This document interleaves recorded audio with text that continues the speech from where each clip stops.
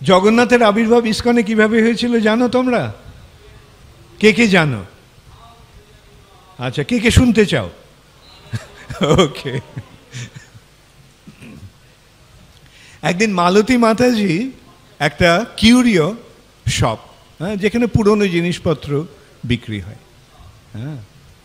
সেখানে গিয়ে আশ্চর্য জিনিস যেখানে পাওয়া যায় সেরকম ওখানে গিয়ে ও একটা দেখেছে একটা সুন্দর কালো একটা মূর্তি। তো দেখে ভাবলো এটা স্বামীজিকে দেব।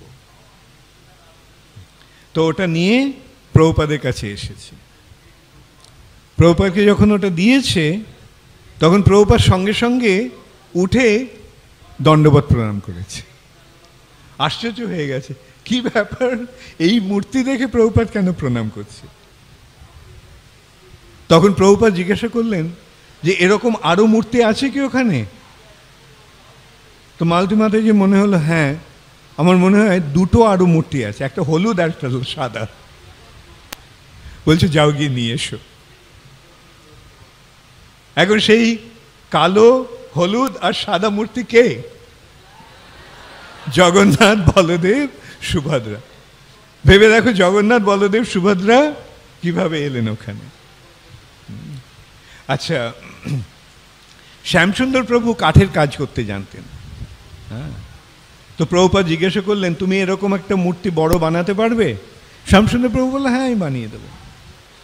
তা কাঠ এনে শ্যামসুন্দর প্রভু করে সেই জগন্নাথ, বলদেব, সুভদ্রার বড় মূর্তি স্থাপন করলেন, তৈরি করলেন।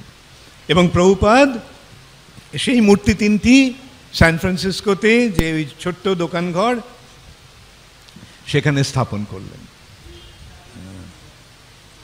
এইভাবে ইস্কনে প্রথম মূর্তি, কিন্তু প্রথম বিগ্রহ কিন্তু জগন্নাথ, বলদেব আর সুভদ্রা।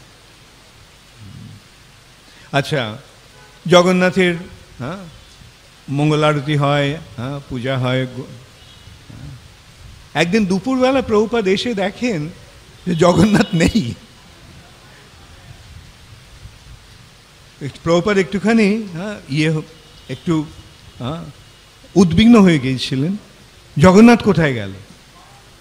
তো ভক্তরা বলল যে কয়েকজন ভক্ত জগন্নাথ নিয়ে গেছে গোল্ডেন গেট পার্কে।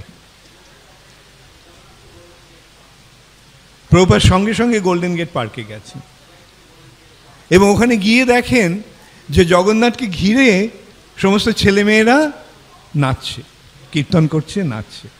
দেখে প্রভুপাদ খুব প্রসন্ন হলেন। তখন তিনি বললেন যে দেখো, ভগবানের বিগ্রহ এইভাবে ইচ্ছে মতো বার করে আনা যায় না।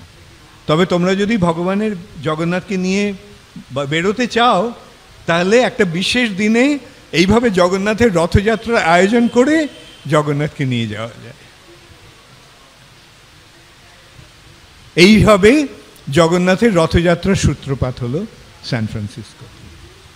কি করলো, একটা ফ্ল্যাট বেড ট্রাক, এই কতগুলো ট্রাক আছে না, শুধু ওই ফ্ল্যাট ইয়েটা থাকে, হ্যাঁ, সামনে ইঞ্জিন নেই। তো ওই রকম একটা ফ্ল্যাট বেড ট্রাকের ওপর ট্রাককে সাজিয়ে জগন্নাথকে নিয়ে সান ফ্রান্সিসকোর গোল্ডেন গেট পার্কে প্রথম রথযাত্রার অনুষ্ঠান হলো। এবং সেই অনুষ্ঠান কালক্রমে এত প্রসার লাভ করলো, হ্যাঁ, তার পরের বছর কি হলো, জয়ানন্দ প্রভু, তিনি ইঞ্জিনিয়ার, তিনি বললেন প্রভুপাদ আমি এরকম একটা রথ তৈরি করব।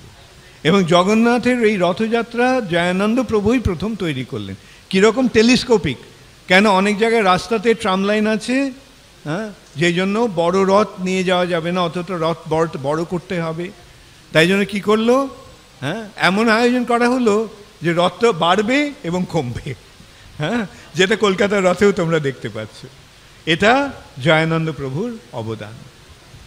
এবং জয়ানন্দ এইভাবে দেখো, জয়ানন্দ প্রভু এসে গেলেন রথ বানাবার জন্য। জগন্নাথ এলেন, জগন্নাথের রথযাত্রার আয়োজন হলো। এবং কালক্রমে 1969 সালে এই রথযাত্রা এমন একটা বিরাট রূপ ধারণ করেছিল সান ফ্রান্সিসকোতে যে সান ফ্রান্সিসকোর মেয়র এই রথযাত্রার দিনটিকে পাবলিক হলিডে, জনসাধারণের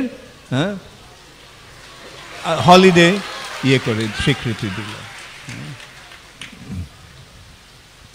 এইভাবে আমরা দেখতে পাচ্ছি যে কিভাবে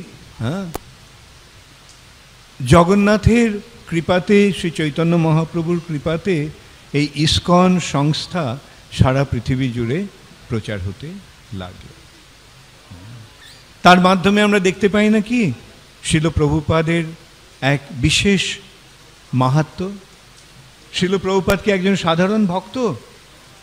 শিল প্রভুপাদ কি ঘটনাক্রমে আমেরিকাতে গিয়ে এইভাবে প্রচার করেছিলেন?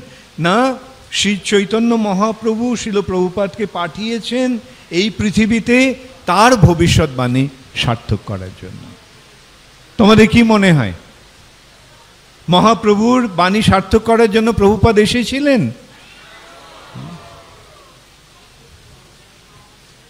এবং সেটা আমাদের দৃঢ়ভাবে, সর্বতোভাবে, পুঙ্খানুপুঙ্খভাবে আমাদেরকে সেটা মানতে হবে।